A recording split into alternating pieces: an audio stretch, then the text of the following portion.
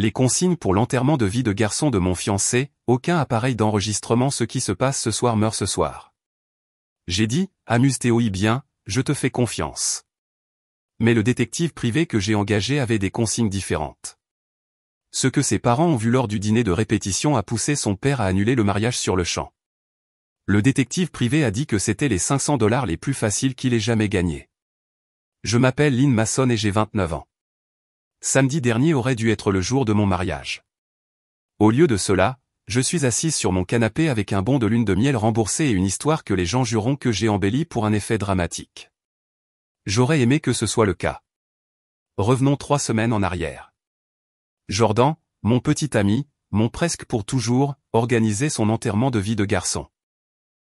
Jordan est le genre d'homme qui fait un calendrier de son avenir, des objectifs codés par couleur, des bilans trimestriels, un homme qui aime l'ordre parce que l'ordre l'a toujours aimé en retour. Il travaille dans un cabinet où il y a un code vestimentaire pour les vendredis et une poignée de main secrète pour les promotions. Il est charmant comme une porte. Facile à ouvrir, difficile à fermer. Chérie, a-t-il dit ce soir-là, assis trop droit sur notre canapé. Il y a une règle pour la fête. Pas de téléphone, pas d'enregistrement. Ce qui se passe cette nuit-là meurt cette nuit-là. Il l'a dit comme un toast. Puis il l'a répété le lendemain matin au café, aussi désinvolte que la vapeur. Et encore une fois, une semaine plus tard, quand je lui ai demandé s'il voulait que je laisse des encas dans le frigo pour son retour. Pas de téléphone, pas d'enregistrement, a-t-il souri. Les gars vont être des idiots. Rien que je voudrais voir archivé. J'ai eu envie de rire. J'ai eu envie de demander, quelle sorte d'idiots ont besoin de 3 répétitions pour une limite? Au lieu de cela, je me suis dit que c'était la paranoïa d'entreprise qui déteignait sur sa vie personnelle, son cabinet vit sur les apparences. Peut-être qu'il ne voulait pas qu'un témoin ivre le tag dans une vidéo où il massacrait Monsieur Brightside sur une scène collante. Mais ensuite est arrivée Astrid. Si vous vous demandez, oui, c'est Astrid, l'ex-petite amie qui insiste sur le fait qu'elle est maintenant une amie, le genre qui apparaît là où la température est la plus chaude. Elle et Jordan sont sortis ensemble au début de leur vingtaine. Elle a un rire qui exige qu'on l'admire et un talent pour être le murmure le plus fort de n'importe quelle pièce. Nous étions à une soirée de jeux de couple. Quelqu'un nous a entraînés dans « Je n'ai jamais ». Et après trop de gorgées et exactement le mauvais type d'attention, Astrid a froncé les sourcils et a gazouillé « Je n'ai jamais engagé de divertissement si exclusif qu'il vient avec des accords de non-divulgation ». La pièce est devenue brillante avec le genre de silence qui entend tout.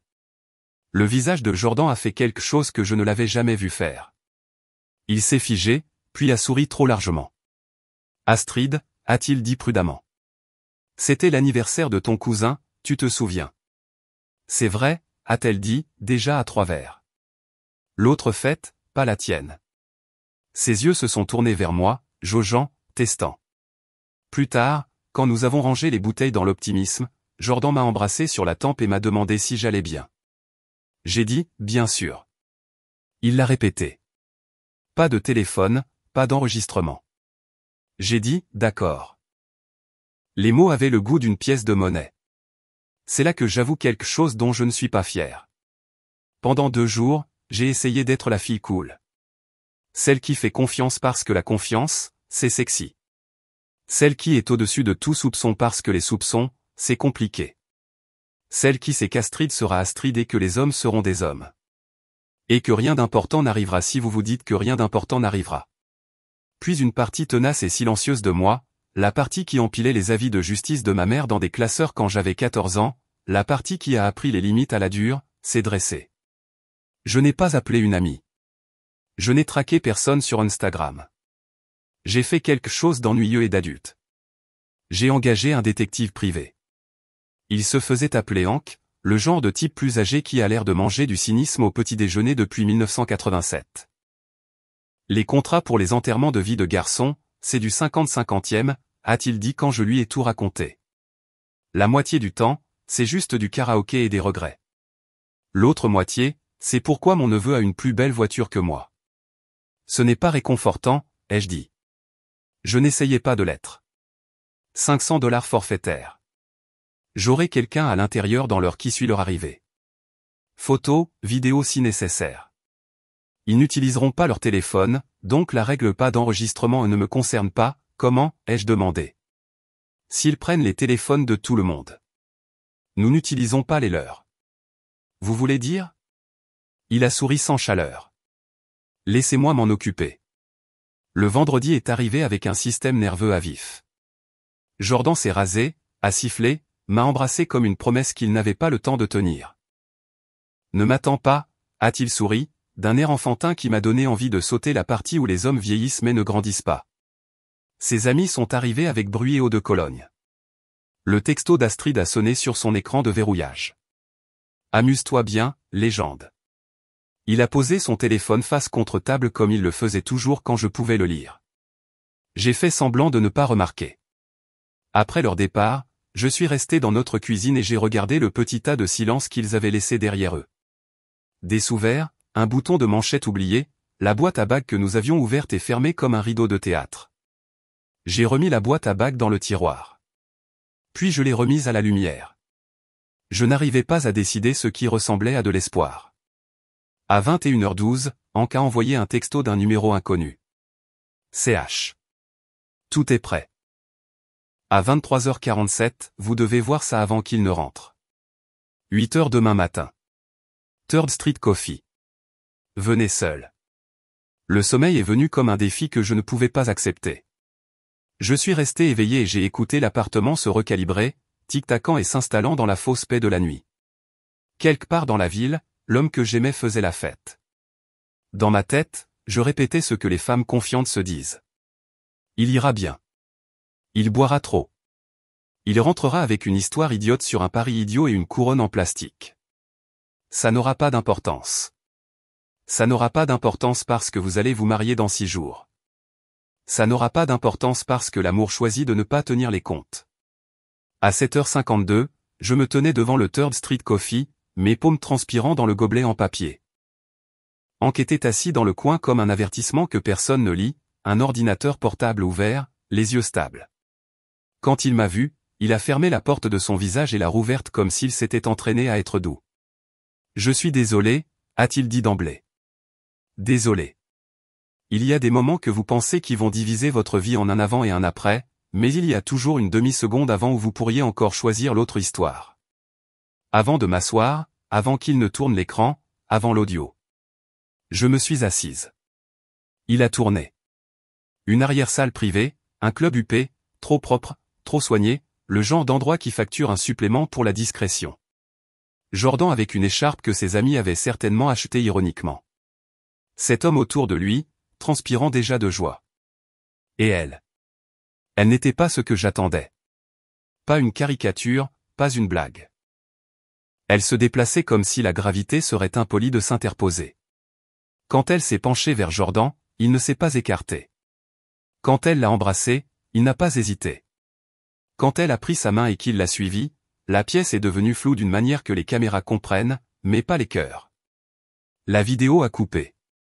Couloir, logo de l'hôtel, le genre de moquette qui a vu plus de secrets que de mariage. Jordan, la femme, sa main dans son dos comme une mémoire musculaire, une carte clé, une porte. 2 heures au milieu de la nuit, l'ascenseur s'ouvrant comme un témoin. Il y a de l'audio, a dit Hank à voix basse. Il a appuyé sur lecture. Des rires. La pièce avant la chambre. La voix de Jordan. Inimitable. Parce que je connais la façon dont ces voyelles atterrissent quand il est trop confiant. Dernière chance d'être avec quelqu'un qui suit vraiment le rythme, a-t-il dit. Un chœur de huées et d'acclamations. Astrid. Profitant, Golden Boy. Demain, tu pourras être le mari parfait de Lynn. Puis plus doucement, quelqu'un. Peut-être Jordan. Peut-être un ami. Lynn est gentille, mais elle est sans risque. Le mot a atterri comme une coupure de papier. Petit, méchant, et qui s'aime quand même. Est-ce que c'est même légal? Ai-je demandé. Parce qu'une femme en état de choc se raccroche aux règles. Enregistrement dans un lieu privé avec le consentement des employés, a dit Hank. Gris, pas noir. Les images du couloir proviennent de la sécurité de l'hôtel. Mon neveu. Vous ne les avez pas obtenues. Je vous les ai montrées. Ce que vous ferez ensuite, c'est votre décision. La suite. L'après. L'autre histoire. Je l'ai payé.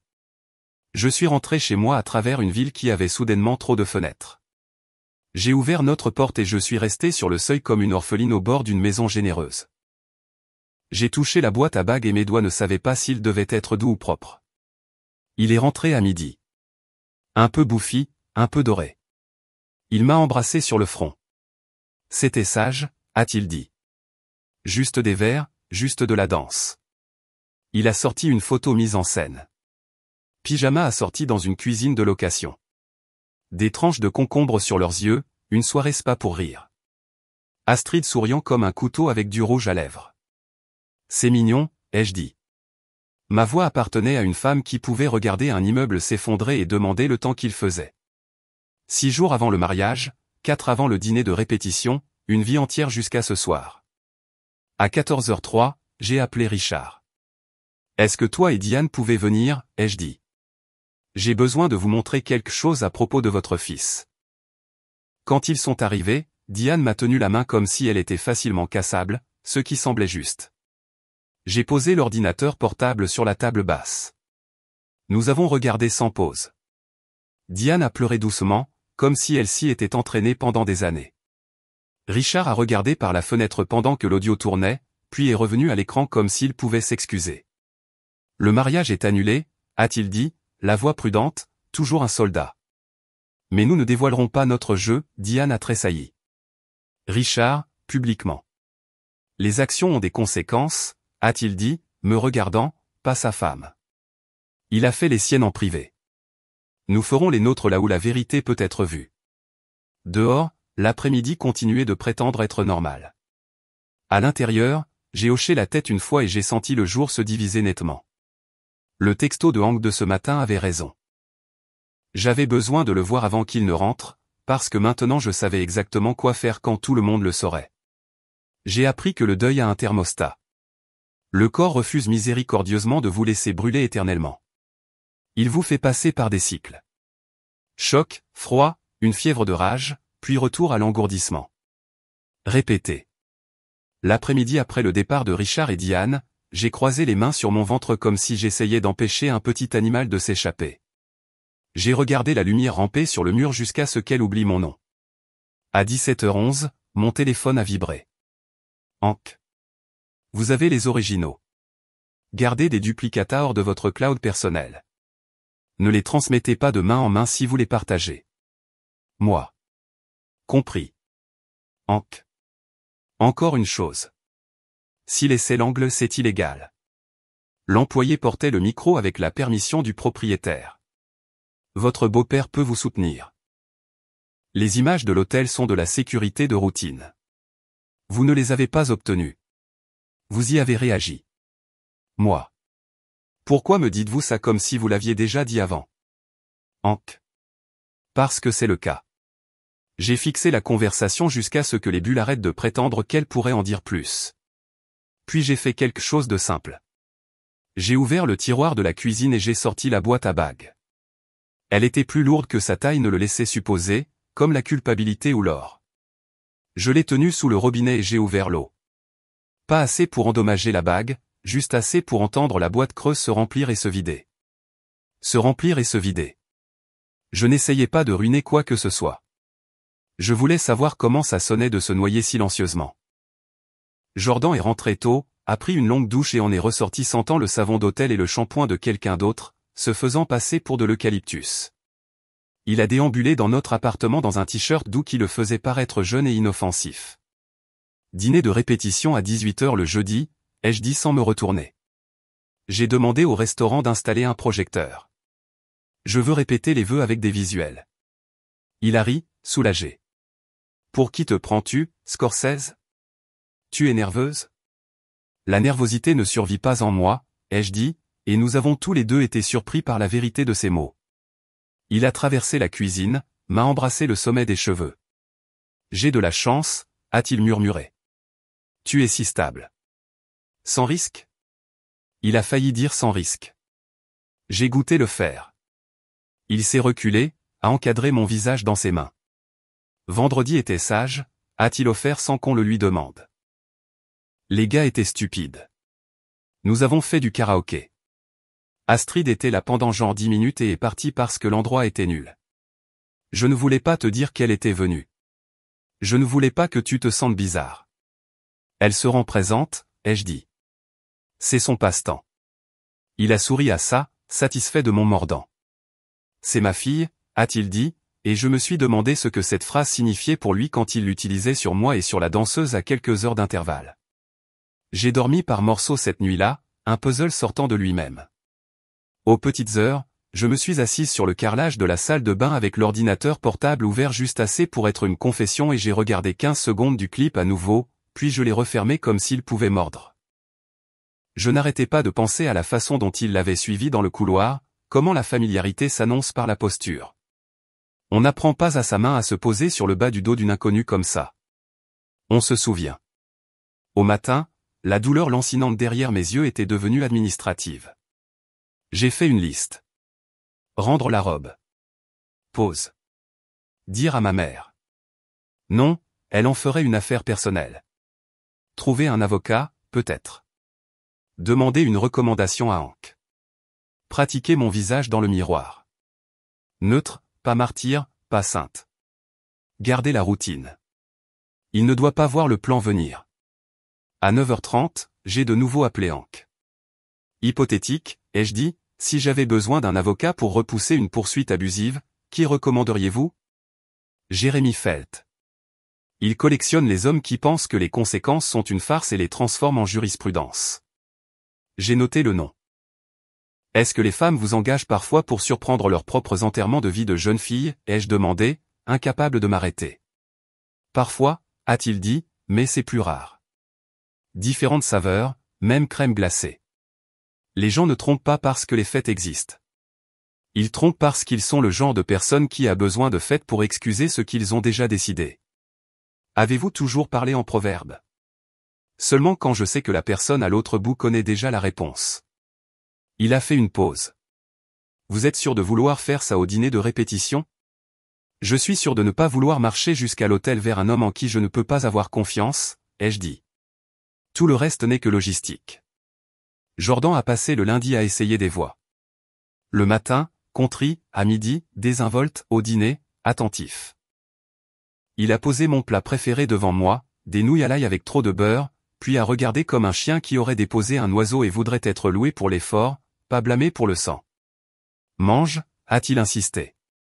Tu es silencieuse depuis vendredi. Le stress du mariage, ai-je dit, et j'ai enroulé les nouilles avec la régularité d'un chirurgien sur le point de retirer quelque chose de malin. Il a scruté mon visage. Tu sais que je t'aime. L'amour est un verbe, ai-je dit. Je le verrai. Il a tressailli comme si je lui avais jeté quelque chose. Cette nuit-là, j'ai tapé le déroulement du dîner de répétition sur un document partagé. Toast de bienvenue. Toast des parents. Répétition des vœux de Lynn. Répétition des vœux de Jordan. J'ai ajouté une dernière puce, un montage surprise. Je n'ai pas précisé le contenu. Je n'ai pas dormi. Le mardi a apporté des tests. Astrid a appelé sous prétexte de cadeau pour les témoins. Je pensais qu'on avait réglé ça, ai-je dit. C'est fait, a-t-elle chanté. Je pensais juste qu'on devrait ajouter une petite gravure personnalisée. Une touche de dernière minute. Sauf si. Les changements de dernière minute te rendent anxieuse. Elle a laissé la question en suspens. Collante et sucrée. J'adore les changements de dernière minute, ai-je dit. Ils révèlent le caractère. Un temps, puis prudent. Ça va? Tu as l'air tendu. C'est drôle, ai-je dit. Tu penses toujours que les femmes ressentent. Moi, je pense. Elle a éclaté d'un rire trop vif. Alors, vendredi, a-t-elle lâché. Les gars étaient idiots, inoffensifs. Ne sois pas bizarre à ce sujet, d'accord? La règle n'était pas de téléphone pour l'intimité de tout le monde. Je veux dire, de tout le monde. Tu sais comment ça se passe. L'intimité, c'est bien, ai-je dit. La honte est privée aussi. Elle a besoin d'obscurité. Une inspiration prudente. Lynn, a-t-elle dit, sa voix plongeant dans une vieille intimité à laquelle elle n'avait aucun droit. Ne sabote pas ton propre bonheur parce que tu as peur. Jordan ne ferait jamais. Le mot « jamais » est arrivé comme une ambulance et a grillé un feu rouge. Merci pour ta sollicitude, ai-je dit, et j'ai raccroché. Le soir, Jordan a essayé un nouveau scénario. J'ai réfléchi, a-t-il dit, s'appuyant sur l'encadrement de la porte de la cuisine comme une publicité pour des excuses, aux limites, à la confiance. Il a dégluti. Je n'aimais pas l'idée que tu vois des vidéos de moi, de nous en train d'être des idiots. C'est pour ça que j'ai insisté sur le pas de téléphone, pas à cause de quelque chose de mal. Les idiots sont mon animal préféré, ai-je dit. Ils sont honnêtes. Il a cligné des yeux à ça, puis a souri. J'adore quand tu parles comme une poétesse. C'est sexy. Je l'ai fixé assez longtemps pour le voir devenir mal à l'aise dans son propre charme. Tu as cuisiné hier soir. Je m'en occupe ce soir, ai-je dit, et j'ai posé une casserole sur le feu comme un point à la fin de tout ça. Quand les pâtes ont débordé, il a enroulé ses bras autour de ma taille. Tu es ma personne, a-t-il murmuré dans mon cou, son souffle doux avec le souvenir du gloss de quelqu'un d'autre se faisant passer pour de la menthe. J'ai regardé mes mains éteindre le feu. Je me suis regardé me pencher en arrière contre lui parce que le corps est le complice de l'habitude. Puis je me suis avancé, un pied d'air entre nous qui resterait de l'air. Mercredi a été la bande-son de la paranoïa. Il a oublié son téléphone et a fait demi-tour. Il a jeté un coup d'œil à mon iPad, aux documents, à mes textos, avec la désinvolture d'une intrusion. Quand il a emprunté mon chargeur, il a fait défiler trop longtemps dans la lueur. Je l'ai laissé faire. Ma coordination avec Richard se faisait sur un téléphone jetable que Hank m'avait remis dans un sac en papier comme s'il contenait un poisson rouge. À midi, un message de Richard. Le restaurant a le projecteur. Confirmé jeudi 18h. Nous parlerons après vous. Diane comprend. Elle est plus courageuse qu'elle ne le pense. J'ai fixé sa dernière phrase jusqu'à ce qu'elle devienne une prière. À 16h, Jordan a essayé la tendresse comme stratégie. Il a posé sa tête sur mes genoux sur le canapé et m'a regardé comme si j'étais une réponse. J'ai hâte de t'épouser, a-t-il dit. Après samedi, tout deviendra plus facile. Tu penses que le mariage nous rendra différents, ai-je dit. Il nous rend seulement visibles. Il a expiré par le nez, moitié rire, moitié abandon. Tu recommences. Quoi? A transformé les phrases en miroir. J'ai voulu lui dire que j'avais été un miroir pour lui assez longtemps, que mon amour avait été une lumière dans laquelle il jouait, pas un endroit où il vivait. J'ai voulu dire, je sais ce que tu as fait, Jordan. J'ai voulu lui demander s'il aimait la femme dans la chambre d'hôtel, ou s'il aimait l'histoire de lui-même qu'elle lui offrait, celle où il a encore 22 ans, et la conséquence est une rumeur. Mais ensuite j'ai pensé aux mains de Diane, tremblant sur l'ordinateur portable, et j'ai fermé la bouche. Au lieu de cela, j'ai caressé ses cheveux comme si le passé était encore une option et j'ai attendu jeudi. Les gens pensent que le pire dans la trahison, c'est le moment où l'on voit la preuve. Ce n'est pas ça. Le pire, c'est de continuer à avancer dans les heures qui suivent comme si la preuve n'avait pas modifié la gravité. Il faut encore se passer le fil dentaire. Il faut encore répondre aux emails. Il faut encore mettre un réveil, s'habiller. Écrire un toast. Le monde exige une performance même lorsque vos entrailles se sont vidées comme un théâtre après une matinée. Cette nuit-là, j'ai écrit des vœux que je savais que je ne dirais pas, je promets de t'aimer quand c'est facile. De te confronter quand ce n'est pas le cas. De refuser d'être la version de moi-même qui ne demande rien pour que tu ne puisses rien donner. Puis je les ai imprimés, les ai glissés dans un dossier étiqueté à mon nom, et j'ai mis le dossier dans mon sac. Le jeudi matin, Jordan s'est réveillé avant moi, fredonnant. Il a repassé sa chemise avec soin, la vapeur s'élevant comme un fantôme. Nous faisions tous les deux semblant qu'il n'était pas là. Il m'a apporté du café comme je l'aime, noir avec un goût de règlement de compte. Ce soir sera parfait, a-t-il dit. Parfait, ai-je répété. Le mot a cliqué dans ma bouche comme un cran de sûreté qu'on retire. À 17h43, devant le restaurant, je me tenais avec Diane. Elle m'a serré l'épaule. Tu n'es pas obligé de faire ça, a-t-elle chuchoté. Je l'ai déjà fait, ai-je dit. C'est lui qui a fait le reste. Nous sommes entrés. La pièce était chaude de bougies et de certitude. 40 visages se sont tournés vers nous comme des tournesols. Bienvenue, ai-je dit dans le micro, ma voix stable et nouvelle. Entraînons-nous à dire la vérité. Il y a une sorte d'électricité étrange qui parcourt vos veines quand vous savez quelque chose que personne d'autre dans la pièce ne sait. Ce n'est pas tout à fait de l'adrénaline, pas tout à fait de la terreur, c'est les deux, tressés ensemble. Le jeudi après-midi, en route pour le dîner de répétition, je pouvais la sentir sous ma peau comme de l'électricité statique. Chaque bougie, chaque verre poli attendant au restaurant serait allumé sous une mèche dont seul moi et Richard connaissions l'existence. Jordan fredonnait avec la radio à côté de moi, tapotant le volant. Il avait choisi la playlist, entraînante, nostalgique, sans risque, le genre de musique qui prétend que le temps ne passe pas. Il essayait de créer une ambiance, comme un réalisateur poussant ses acteurs dans un montage de comédie romantique. Mes mains restaient croisées sur mes genoux, les doigts si serrés qu'ils laissaient des croissants. « Ça va ?» a-t-il demandé, jetant un coup d'œil avec un sourire trop répété. « Bien », ai-je dit. « Hâte de répéter ?» Il a ri, secouant la tête. « Toi et ta structure. C'est un dîner, pas une réunion de conseil d'administration. La structure maintient le chaos honnête, ai-je murmuré, surtout pour moi-même. Il ne l'a pas compris ou a fait semblant de ne pas l'entendre. Plus tôt ce matin-là, Richard avait appelé. Sa voix avait la cadence régulière d'un homme qui avait commandé des gens auparavant. « Nous te laisserons ouvrir avec les vœux », a-t-il dit.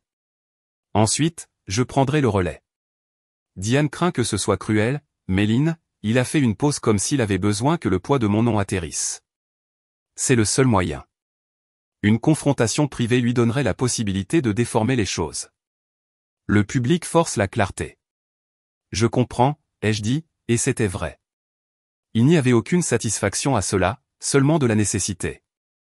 Si Jordan allait me dépeindre comme paranoïaque ou peu sûr de moi, il fallait 40 témoins qui voyaient exactement ce qui s'était passé. Diane est venue au téléphone, sa voix douce et tremblante. « Es-tu sûr ? C'est mon fils. Je n'arrive pas à concilier le garçon que j'ai élevé avec l'homme de cette vidéo. Tu n'as pas à le faire, ai-je dit doucement. Tu dois juste arrêter de le protéger de ce qu'il a choisi. » Elle a reniflé. Je suppose que les mères oublient que leurs enfants sont des adultes, que les choix ne sont plus les nôtres. Ils ne l'ont jamais été, ai-je dit. Et pendant un instant, nous sommes restés toutes les deux dans la reconnaissance silencieuse de femmes qui ont vécu avec les décisions des hommes gravées dans nos vies. De retour dans la voiture, Jordan m'a serré le genou. J'ai réfléchi, a-t-il dit prudemment, comme s'il dévoilait une confession. À propos de vendredi, les gars ont bien engagé des danseuses. Je ne voulais pas te le dire parce que je ne voulais pas te blesser, mais ce n'était que de la danse. Du plaisir stupide, c'est tout. Il m'a regardé comme s'il s'attendait à ce que le pardon arrive immédiatement, bien emballé. Juste de la danse, ai-je répété, regardant les lampadaires défiler.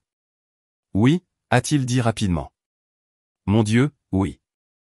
Astrid pensait que ce serait hilarant.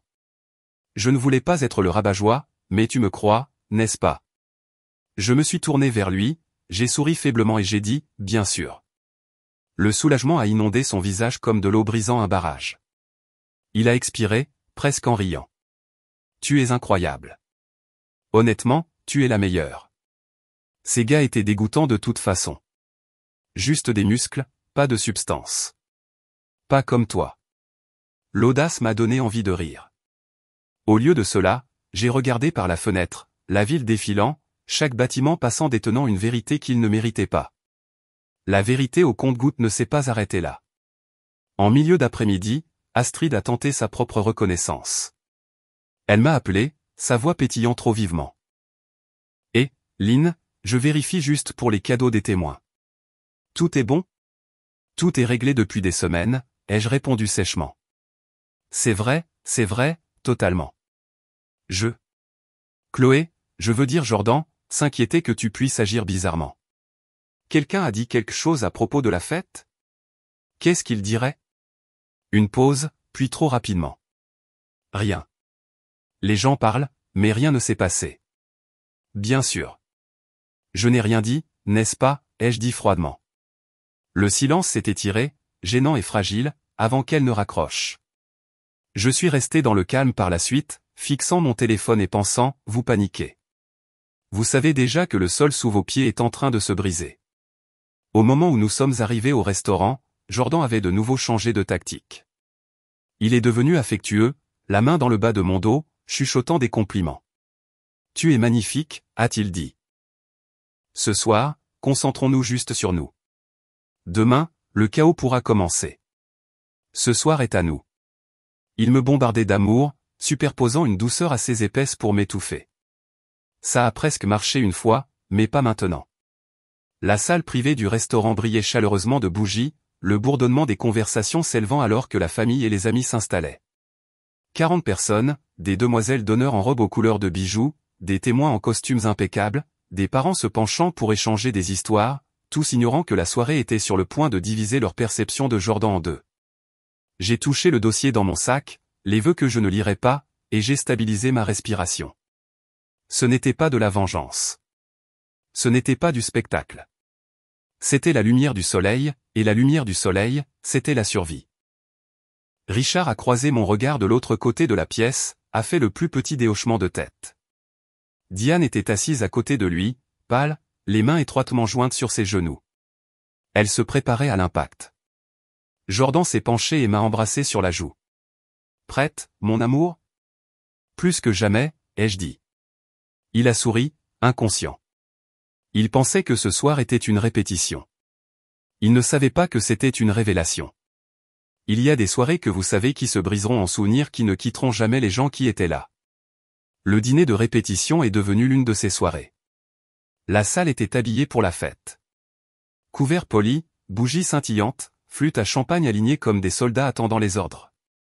40 personnes réunies, amis, familles, collègues. Ma robe me semblait plus lourde que du tissu, comme si elle avait absorbé le poids de ce qui allait arriver. Je me suis levé la première, comme prévu. Ma voix portait facilement, d'un calme mesuré. Merci à tous d'être ici. Ce soir, c'est une question de pratique. Pratique des toasts, pratique des vœux, et pratique, par-dessus tout, de l'honnêteté. Parce que le mariage ne survit pas sans elle.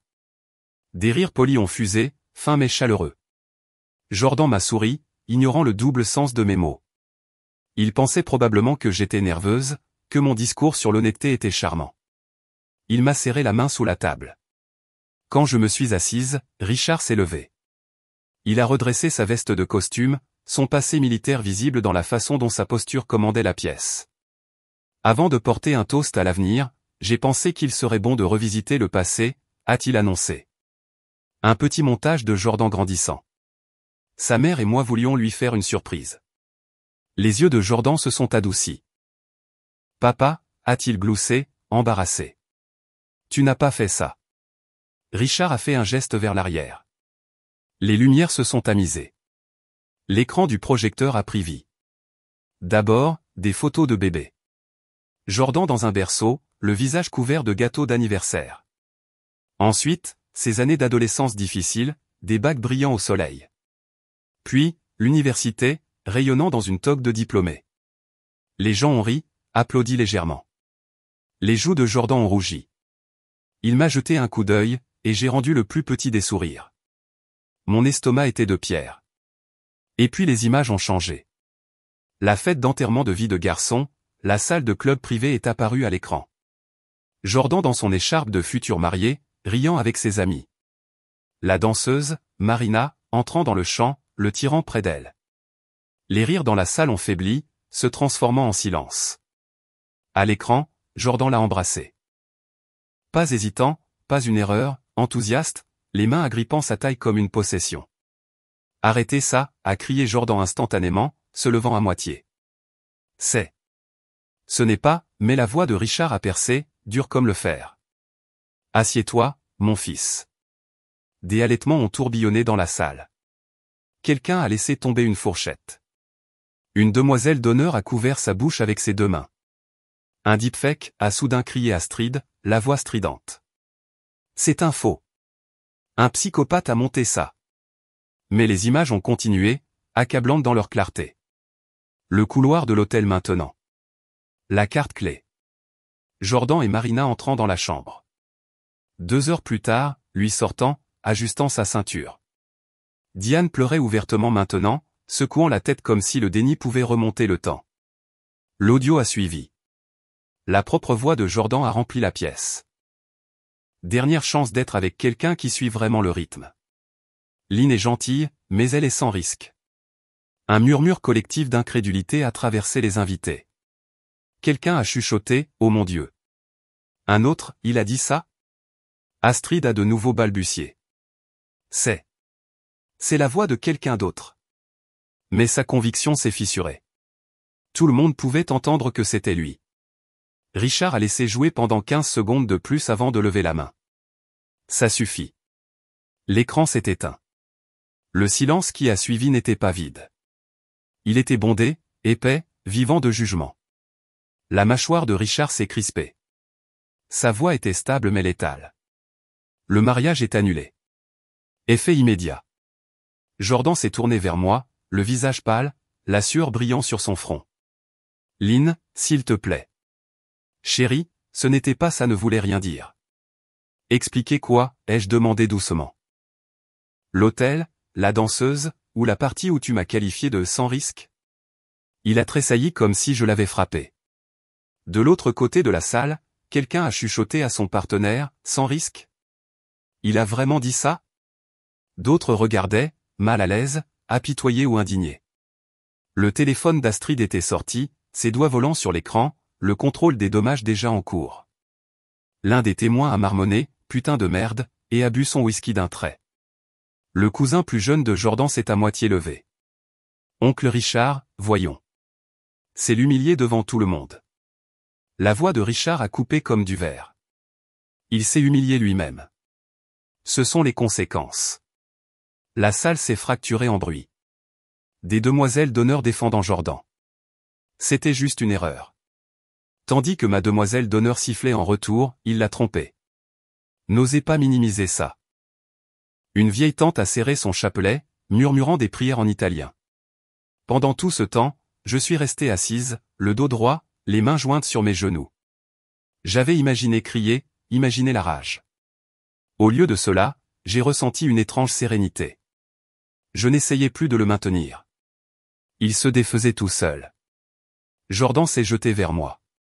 Le mascara du désespoir maculait ses mots. S'il te plaît, Lynn, je t'aime. C'était juste du sexe. Ça ne voulait rien dire. Alors ça devrait être facile de vivre sans, ai-je dit en me levant. Ma chaise a raclé bruyamment contre le bois. La voix d'Astrid a crié, désespérée, tu vas vraiment l'humilier comme ça? Quel genre de femme es-tu? Avant que je puisse répondre, Derek, le même témoin qui avait marmonné plus tôt, s'est levé aussi. Le genre qui n'épouse pas les tricheurs. Sa voix était brute, lasse, comme la vérité l'est souvent. La salle est redevenue silencieuse. Les yeux de Jordan dartaient de visage en visage, cherchant du secours, mais la plupart des gens détournaient le regard.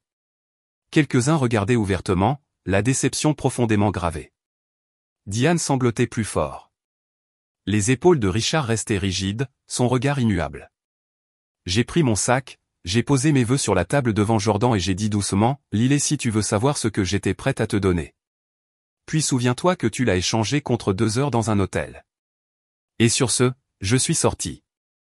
Derrière moi, la salle a éclaté. Disputes, pleurs, chaises qui raclent, le déni strident d'Astrid se heurtant aux ordres aboyés de Richard. La voix de Jordan a suivi, brisée et brute. Lynn, s'il te plaît. Mais la porte s'est fermée, et le bruit s'est estompé. Dehors, l'air de la nuit était froid, pur. Je l'ai inhalé comme de l'oxygène après avoir failli me noyer. À l'intérieur, la vie dans laquelle je pensais être sur le point d'entrer brûlait devant 40 témoins. Et je n'ai pas regardé en arrière. Le matin qui aurait dû être celui de mon mariage, je me suis réveillé dans le silence. Pas la respiration de Jordan à côté de moi. Pas le bruissement des housses de smoking ou le ronronnement des fers à friser. Juste le silence et un téléphone qui vibrait jusqu'à l'épuisement. 47 textos manqués, 17 messages vocaux, la moitié de Jordan. Le reste partagé entre Astrid et des numéros inconnus que je supposais être ses témoins ou cousins. J'en ai parcouru quelques-uns au hasard. S'il te plaît, Lynn, on peut arranger ça. Thérapie, n'importe quoi. Tu nous jettes pour une seule erreur. Tu voulais une porte de sortie, n'est-ce pas? C'était ton excuse depuis le début. Ne me ruine pas, s'il te plaît. Vers midi, le ton a changé. Le marchandage s'est transformé en colère. Tu m'as humilié. Tu te sens fier? Tout le monde dit que tu es contrôlante. Astrid dit qu'elle dira aux gens comment tu nous as traqués. Tu es folle, Lynn. J'ai posé le téléphone. Les mots avaient la cadence d'un homme qui se noie, se débattant contre tout ce qu'il peut atteindre. Les retombées se sont rapidement propagées sur les réseaux sociaux. Astrid a raconté sa version. J'étais une fiancée paranoïaque qui avait engagé un espion à cause de problèmes de confiance. Elle m'a qualifiée d'abusive, de contrôlante, de désespérée. Son message a gagné en popularité dans les cercles de ragots de notre ville. Les captures d'écran ont volé. Mais ensuite, Derek, le témoin qui avait pris la parole à la répétition, a commenté sous son message. Il a téléchargé les textos que Jordan m'avait envoyés par la suite. Les excuses, les aveux. Si Lynn est contrôlante, a écrit Derek, alors pourquoi votre gars a-t-il admis qu'il avait triché par écrit? Astrid a supprimé son message, mais les captures d'écran circulaient déjà. Lundi a porté un coup plus dur. L'entreprise de Jordan m'a appelé, pas directement, mais par le bouche à oreille. Il s'était vanté du mariage à tout le monde au travail. Un congé supplémentaire avait été approuvé pour la lune de miel. Quand la vidéo du dîner de répétition a fuité, quelqu'un dans la salle avait enregistré la révélation de Richard. Elle est arrivée sur le bureau de son patron en quelques heures. Le cabinet avait une clause de moralité stricte. Pas de drogues illégales, pas de scandale public, pas de conduite susceptible de nuire à la réputation de l'entreprise. Ils ne l'ont pas licencié sur le champ, mais il a été rétrogradé, sa prime révoquée, et une formation obligatoire sur la conduite professionnelle a été ordonnée. Il avait bâti son image sur le fait d'être intouchable. Il était maintenant réduit à des chuchotements près des fontaines à eau. En milieu de semaine, une enveloppe plus épaisse est arrivée dans ma boîte aux lettres. Une poursuite. Jordan Carter contre Lynn Mason. Plainte pour infliction intentionnelle de détresse émotionnelle. Atteinte à la vie privée. Dommages et intérêts demandés, 50 000 $. Jerry, un son qui m'a surprise par sa dureté. Je l'ai transféré à Jeremy Felt, l'avocat que Hank m'avait recommandé. Il a appelé dans l'heure, amusé. Il vous a trompé, l'a admis, et il vous poursuit en justice, a dit Jeremy.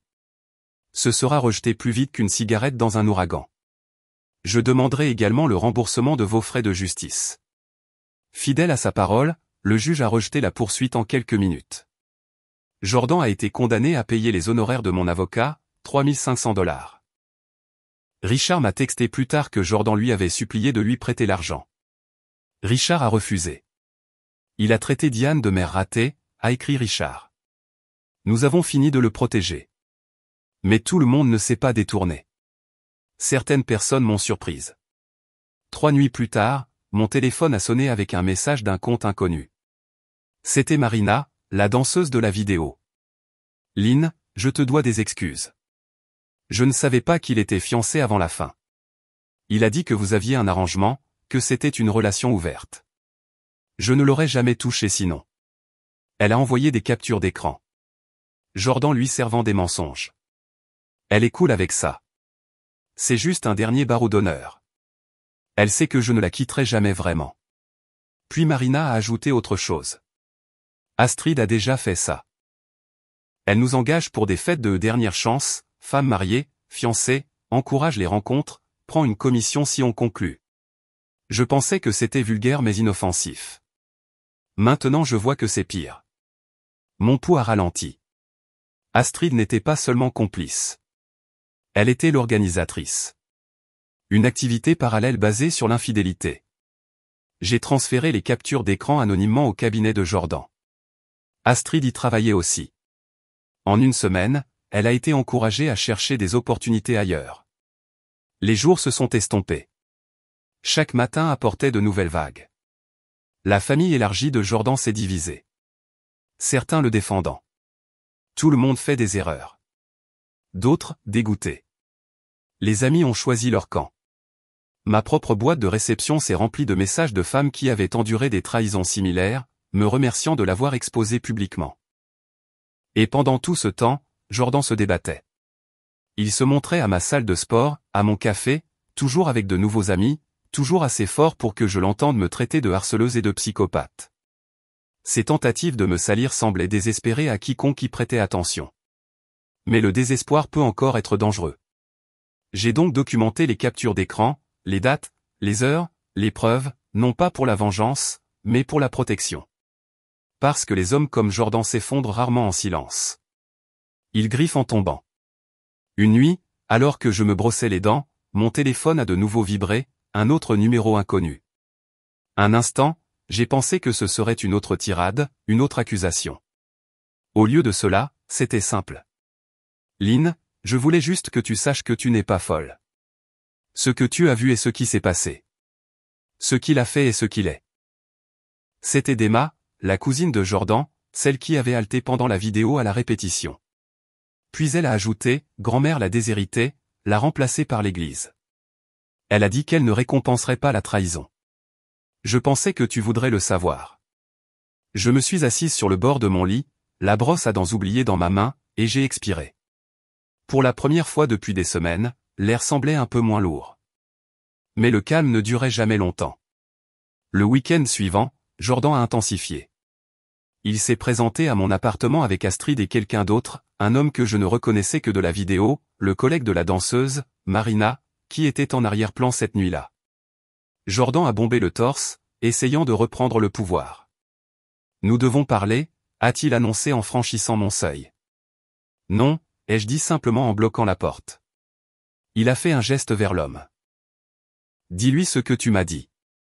L'homme avait l'air confus, penaud. Tu as dit qu'elle était d'accord, que c'était arrangé. J'ai regardé Jordan. C'est vraiment le mensonge auquel tu te raccroches? Que j'ai donné la permission que tu me trahisses? Les yeux de l'homme ont vacillé entre nous, la prise de conscience se faisant jour. Attends, tu n'as pas? Bien sûr que non, ai-je dit froidement. L'homme a marmonné, merde, je ne fais pas dans l'infidélité. Je me casse. Il s'est retourné, est parti, est monté dans sa voiture et est parti. Le visage de Jordan s'est décomposé. Astrid a juré entre ses dents, et j'ai claqué la porte à leur nez, la serrure cliquant comme une ponctuation. Cette nuit-là, j'ai réalisé quelque chose. Jordan se défaisait, mais pas seul. Les combines d'Astrid étaient exposées. Sa famille l'avait renié. Ses amis se fracturaient. Il se débattait en plein jour, plus protégé par les secrets ou le silence. Et moi, pour la première fois, j'ai ressenti la plus faible esquisse de liberté. Mais la liberté a un prix. Et Jordan n'avait pas fini de payer. Si la trahison est un feu, alors les conséquences sont la fumée. Épaisse, tenace, impossible à ignorer. Elle s'infiltre dans chaque pièce, chaque conversation, chaque souffle. 2 semaines après le dîner de répétition, la spirale de Jordan n'était plus un murmure. C'était public. Son cabinet l'avait rétrogradé. Astrid avait été licenciée, et sa réputation était calcinée. Au lieu de battre en retraite, il a redoublé d'efforts. Il a commencé à se montrer là où il savait que je serais, la salle de sport, le café de la 3e rue, même le marché fermier le samedi matin. Il arrivait toujours avec un petit entourage, amis, cousins, parfois Astrid, bruyant et théâtral, s'assurant que je l'entende me traiter d'instable, de contrôlante, de harceleuse. Ses yeux se tournaient vers moi, me défiant de réagir. Je ne lui ai jamais donné cette satisfaction. J'ai documenté les dates, les heures, les captures d'écran de ses messages, les mots entendus. Jérémy, mon avocat, m'a dit de continuer à accumuler des preuves. Les hommes comme lui brûlent les ponts, a dit Jérémy, mais ils aiment aussi revenir en arrière et essayer de les incendier une 2e fois. L'escalade est survenue un jeudi soir. Ma voisine a frappé à ma porte, inquiète. Lynn, je pense que quelqu'un a rayé ta voiture. Nous sommes descendus ensemble. Ce n'était pas ma voiture. C'était le même modèle, garé 2 places plus loin. De profondes rayures le long du côté. Irrégulières, furieuses. Le propriétaire est descendu quelques minutes plus tard, furieux et confus. Les caméras de sécurité l'ont clairement filmé. Jordan, les yeux rouges, titubant, traînant ses clés sur la peinture. Il pensait que c'était ma voiture. La police a été appelée. Il a été arrêté pour vandalisme, accusé de dommages matériels. L'expression sur son visage alors qu'il le menottait était moitié rage, moitié incrédulité, comme si le monde était censé continuer à amortir sa chute. Richard m'a appelé le lendemain matin. Sa voix était lourde, plus vieille. Lynn, a-t-il dit, je suis désolé pour tout ça. Pour avoir élevé un fils capable de cela, pour t'avoir fait subir le genre d'humiliation que personne ne mérite. Diane a pleuré toute la nuit. Elle m'a demandé si nous avions échoué avec lui. Je lui ai dit que peut-être nous avions échoué à voir qui il était vraiment. Vous n'avez pas échoué, ai-je dit doucement. Il a choisi. Il y a eu une pause. Tu es toujours la bienvenue ici, chez nous, lors des réunions de famille. Tu es notre fille en tout sauf par le sang. Les mots ont atterri plus profondément que je ne l'aurais cru, car pendant des semaines, je m'étais senti comme une orpheline détachée d'une vie dans laquelle j'avais failli entrer. Entendre Richard me revendiquer de toute façon était une sorte de sauvetage silencieux. Pendant ce temps, la vie de Jordan continuait de se contracter. Ses amis se sont raréfiés. Ses parents ont cessé de répondre à ses appels. Même Astrid, toujours fidèle au chaos, s'est retirée lorsque ses propres perspectives d'emploi se sont taries. Le récit qu'il a essayé de vendre, moi en méchante, s'est effondré sous le poids de ses propres actions. Puis, presque prévisible, est venue la dernière ruse. La grossesse. Une amie commune m'a envoyé un message, incrédule. Jordan dit aux gens que tu es enceinte, que tu avortes à cause de lui. J'ai éclaté de rire. Nous ne nous sommes pas touchés depuis plus d'1 mois. Plus tard, Emma, sa cousine, a confirmé la vérité. Elle l'avait aidé à déménager et avait trouvé un test négatif dans sa poubelle, encore dans la boîte. Mensonges superposés à des mensonges. Un échafaudage désespéré sur une maison qui s'effondre. Le fond du gouffre est arrivé 3 semaines plus tard. Il s'est présenté chez Richard et Diane à 2 heures du matin, ivre, frappant à la porte. Diane m'a dit plus tard qu'il criait qu'il était leur fils, qu'il avait des droits. Richard a dû appeler la police, son propre fils. Quand ils sont arrivés, Jordan a tenté de frapper l'un des officiers. Il a été de nouveau arrêté, cette fois pour ivresse publique et voie de fait. Richard l'a libéré sous caution, mais seulement à la condition qu'il entre en cure de désintoxication. Il a duré 4 jours. Plein de toxicomanes, s'est-il plaint en sortant. J'aime juste faire la fête. C'était la goutte d'eau. Diane a finalement craqué. Elle m'a appelé en pleurant. Que lui est-il arrivé, Lynn? Ce n'est pas le garçon que j'ai élevé. Je n'avais pas de réponse. Certaines questions ne méritent pas de réponse. Elles méritent des limites. J'ai essayé d'avancer. La thérapie est devenue un rendez-vous régulier. Ma thérapeute m'a dit que je n'étais pas folle d'entendre encore sa voix dans ma tête. Ça persiste, a-t-elle dit. C'est la punition de la trahison. Mais ça s'estompe aussi, une fois que vous apprenez que ce n'est pas à vous de le porter. Lentement, ma vie a retrouvé sa forme. J'ai rejoint mon groupe de randonnée plus souvent. Une femme, Pam, est devenue une compagne régulière. Elle connaissait toute l'histoire. Elle l'a trouvée à la fois tragique et absurde. Le genre d'histoire qui ne peut arriver que lorsque l'arrogance rencontre l'opportunité. Le plus triste, a-t-elle dit lors de notre 3e randonnée ensemble, c'est qu'il avait tout. Une femme bien, une famille aimante, une carrière solide, et il l'a échangé contre 2 heures dans un hôtel. 2 heures, ai-je corrigé doucement. Exactement 2. Nous avons toutes les 2 ri, bien que mon rire soit plus amer que le sien. Un après-midi, Richard et Diane sont passés avec une petite boîte. À l'intérieur se trouvait ma bague de fiançailles. Nous n'en voulons pas, a dit Richard. Tu l'as achetée avec ton amour. Il l'a gaspillée. Elle est à toi maintenant. J'ai regardé le diamant. Sa lumière trop vive. Je n'en veux pas non plus. Alors vends-la, a dit doucement Richard. Transforme la misère en quelque chose d'utile. Alors je l'ai fait. Je l'ai vendue, je me suis acheté un nouvel ordinateur portable et j'ai donné le reste à un refuge pour femmes. C'était juste. Une bague qui promettait autrefois une vie, finançant maintenant l'évasion de quelqu'un d'autre. Des mois ont passé. Jordan a plaidé coupable pour ses accusations de vandalisme et de voies de fait, probation, thérapie obligatoire. Il a quitté l'État, emménageant avec une tante, la seule famille qui lui parlait encore. Ses réseaux sociaux ont disparu. Astrid s'est fiancée à un homme qui ne connaissait pas son passé. Emma m'a dit que la famille mentionnait à peine son nom. Et moi, ma vie est devenue calme. Pas le silence étouffant de la trahison, mais le doux murmure de la paix. J'ai appris à respirer sans attendre que le couperet tombe. J'ai réappris à rire de petites choses. Pam m'apprenant à cuisiner avec plus que du sel. L'humour sec de Richard quand il appelait pour prendre des nouvelles. Diane m'envoyant des recettes griffonnées de son écriture soignée d'enseignante. Parfois, les gens me demandent si je regrette de l'avoir exposé si publiquement. Ma réponse est toujours la même. Non. Il s'est exposé lui-même. J'ai simplement refusé de le couvrir. Il s'est détruit lui-même. J'ai juste refusé de sombrer avec lui. Le seul regret que je porte est de ne pas avoir vu la vérité plus tôt. Mais peut-être que je l'ai vu et que j'ai choisi de détourner le regard. L'amour peut faire ça. Il vous aveugle à ce qui est déjà là. Plus maintenant. Maintenant, je me regarde clairement, je regarde la vie qui m'attend, la paix que j'ai gagnée en partant. Parce que la trahison n'est pas la fin de l'histoire. Le refus d'être détruit par elle l'est. Et c'est là que mon histoire commence.